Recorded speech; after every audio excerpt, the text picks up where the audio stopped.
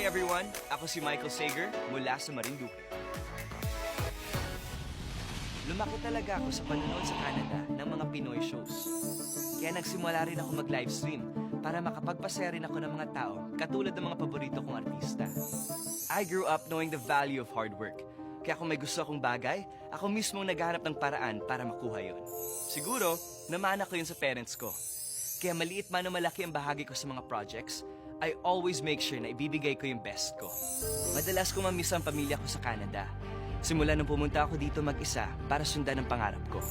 Pero alam ko may plano ang Diyos para sa akin. And balang araw, magsasama-sama ulit kami. Pero sa ngayon, handa na akong subukan ang kapalaran ko sa bahay ni Kuya. I'm Michael Sager, ang Diligent Wonder Son ng Marinduque.